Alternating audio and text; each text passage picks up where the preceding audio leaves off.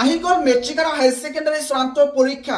এই মেট্ৰিক আৰু higher secondary চূড়ান্ত পৰীক্ষা আহিলে ছাত্ৰ ছাত্ৰীয়ে প্ৰশ্ন কৰি থাকে যে এই পৰীক্ষাত কেনেকৈ নকল কৰিব পৰা যায়, কেনেকৈ নকল কৰিলে কোনো শিক্ষকে ধৰিব নোৱাৰে, কেনেকৈ নকল কৰি এই মেট্ৰিক আৰু হায়াৰ ছেকেণ্ডাৰী চূড়ান্ত পৰীক্ষাত পাছ হ'ব পৰা যায়। কিছু সংখ্যকে এই নকল কৰা টিপছ বিচাৰি ইউটিউব নাইবা ফেচবুকত চাৰ্চ কৰি থাকে। বিভিন্নজনে বিভিন্ন ধৰণে এই মেট্ৰিক নাইবা হায়াৰ ছেকেণ্ডাৰী চূড়ান্ত পৰীক্ষাত নকল কৰি পাছ কৰিব বিচাৰে।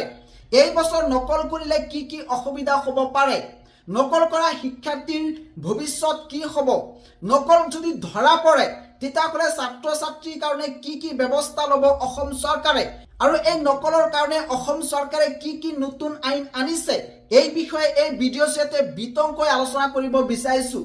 যিসকল ছাত্ৰ ছাত্ৰীয়ে এই বছৰ মেট্ৰিক নাইবা হায়াৰ ছেকেণ্ডাৰী চূড়ান্ত পৰীক্ষাত নকল কৰা থিংকিং মাইণ্ডছেটত লৈছে তেওঁলোকৰ বাবে এই ভিডিঅ'টো বহুত ইম্পৰ্টেণ্ট।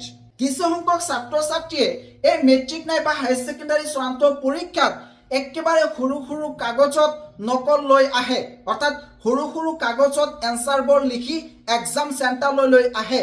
আৰু কিছু সংখ্যক ছাত্ৰ ছাত্ৰীয়ে কিতাপ নাইবা নোটবুকৰ সৰু সৰু টুকুৰা কৰি এক্সাম চেণ্টাৰলৈ লৈ আহে। আৰু কিছু সংখ্যক ছাত্ৰ ছাত্ৰী এনেকুৱা আছে তেওঁলোকে বজাৰৰ পৰা সম্পূৰ্ণ কিতাপখন একেবাৰে সৰু সৰু টুকুৰা কৰি সৰু সৰু জেৰক্স কৰি এক্সাম চেণ্টাৰলৈ লৈ আহে। এই সকল ছাত্ৰ ছাত্ৰীৰ কাৰণে কিন্তু এই বছৰ মহা বিপদ আহিব। এই বছৰ তোমালোকে যেতিয়া মেট্ৰিক নাইবা হায়াৰ ছেকেণ্ডাৰী পৰীক্ষা দিবলৈ যাবা, তোমালোকক তন্ন তন্নকৈ তালাচী চলাব তোমালোকৰ শিক্ষক শিক্ষয়িত্ৰীসকলে। আৰু প্ৰতিটো পৰীক্ষাৰ কোঠাতে থাকিব CCTV, গতিকে কোনো পধ্যেই এই বছৰ নকল কৰিব নোৱাৰিবা। আৰু যিখন কোঠাত প্ৰশ্ন কাকত আৰু এনচাৰ শ্বিট খোলা হ'ব, অপেন কৰা হ'ব, সেই কোঠাত থাকিব CCTV নিৰীক্ষণ। লগতে পৰীক্ষা কেন্দ্ৰৰ প্ৰৱেশদ্বাৰ বাৰান্দাত থাকিব এই বছৰ CCTV। গতিকে এই বছৰ ক'বলৈ গ'লে কোনো ছাত্ৰ বা ছাত্ৰীয়ে পৰীক্ষাত নকল কৰিব নোৱাৰিব।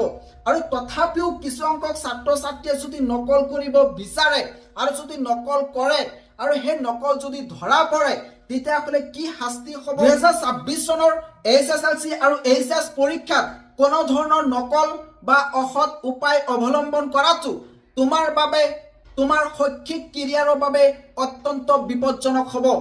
অসম চৰকাৰ আৰু আছাম ষ্টেট স্কুল এডুকেশ্যন বৰ্ডে বৰ্তমান অতি কঠোৰ নিয়ম প্ৰৱৰ্তন কৰিছে। গতিকে এই বছৰ কিন্তু তোমালোকে কোনো পধ্যেই নকল কৰিব নোৱাৰিবা। কি কি কঠোৰ নিয়ম ইতিমধ্যে জাৰি কৰিছে, কি কি কঠোৰ নিয়ম ইতিমধ্যে প্ৰৱৰ্তন কৰিছে সেই বিষয়ে তোমালোকে চাই লোৱা। প্ৰথমটো হৈছে বহিষ্কাৰ, অৰ্থাৎ যদি কোনো শিক্ষাৰ্থীক নকল কৰা অৱস্থাত ধৰা হয় তেওঁক 3 বছৰৰ বাবে পৰীক্ষাত বহিব নোৱাৰাকৈ নিষিদ্ধ কৰা হ'ব। অৰ্থাৎ এই বছৰ যদি কোনো ছাত্ৰ বা ছাত্ৰীয়ে পৰীক্ষাত ধৰা পৰে নকল কৰা অৱস্থাত, তেতিয়া সেইগৰাকী শিক্ষাৰ্থীক ডিছকুৱালিফাই কৰা হ'ব আৰু 3 বছৰৰ কাৰণে এক্সপেল কৰি দিয়া হ'ব। অৰ্থাৎ 3 বছৰ এইগৰাকী শিক্ষাৰ্থীয়ে মেট্ৰিক নাইবা হায়াৰ ছেকেণ্ডাৰী চূড়ান্ত পৰীক্ষাত বহিব নোৱাৰিব। এই বছৰ কিন্তু এক কঠোৰ নিয়ম জাৰি কৰিছে। আৰু 2 নম্বৰ হৈছে কাৰাদণ্ড আৰু জৰিমনা। ইতিমধ্যে অসম চৰকাৰে শেহতীয়াকৈ প্ৰৱৰ্তন কৰা পাব্লিক এক্সামিনেশ্যন এক্ট অনুসৰি পৰীক্ষাত অসৎ উপায় অৱলম্বন কৰিলে বা কোনোবাই যদি সহায় কৰে তেতিয়াহ'লে 3 বছৰ পৰ্যন্ত কাৰাদণ্ড হ'ব, লগতে 1 লাখ টকাৰ পৰা অধিক টকাৰ জৰিমনা হ'ব। গতিকে যিসকলে নকল কৰিব তেওঁলোকৰ 3 বছৰ কাৰাদণ্ড, লগতে যিসকলে নকল কৰিবলৈ সহায় কৰিব তেওঁলোকৰ 3 বছৰলৈকে কাৰাদণ্ড হ'ব পাৰে, লগতে 1 লাখ টকা পৰ্যন্ত নাইবা 1 লাখ টকাৰ অধিক জৰিমনা হ'ব পাৰে। আৰু 3 নম্বৰ মষ্ট ইম্পৰ্টেণ্ট কঠোৰ নিয়মটো হৈছে যে ভৱিষ্যতৰ কেৰিয়াৰত প্ৰভাৱ। যদি তোমাৰ নামত এবাৰ মাল প্ৰেক্টিছৰ কেছ পঞ্জীয়ন হয় তেন্তে ভৱিষ্যতে চৰকাৰী চাকৰি নাইবা উচ্চ শিক্ষা নামভৰ্তিৰ সময়ত তুমি অসুবিধা পাবা। অৰ্থাৎ যদি তোমাৰ নামত এবাৰ মাল প্ৰেক্টিছ লাগি যায় তেতিয়াহ'লে চৰকাৰী চাকৰিৰ পৰা বঞ্চিত হ'ব পাৰা নাইবা উচ্চ শিক্ষাৰ যি নামভৰ্তি এডমিশ্যন তাৰ পৰাও কিন্তু বঞ্চিত হ'ব পাৰা গতিকে এই বছৰ সাৱধান এই বছৰ কোনো ছাত্ৰ ছাত্ৰীয়ে নকল কৰিব নোৱাৰিব এই মেট্ৰিক আৰু হায়াৰ ছেকেণ্ডাৰী চূড়ান্ত পৰীক্ষাত কি নিষিদ্ধ কৰিছে তাৰে 1 নম্বৰ হৈছে ছাত্ৰ ছাত্ৰীয়ে মোবাইল ফোন স্মাৰ্ট ওৱাচ নাইবা যিকোনো ইলেক্ট্ৰনিক গেজেট লৈ যাব নোৱাৰিব 2 নম্বৰ মেট্ৰিক নাইবা হায়াৰ ছেকেণ্ডাৰী চূড়ান্ত পৰীক্ষাত ক্যালকুলেটৰ লৈ যাব নোৱাৰিব কিন্তু কিছুমান পৰীক্ষা আছে যাত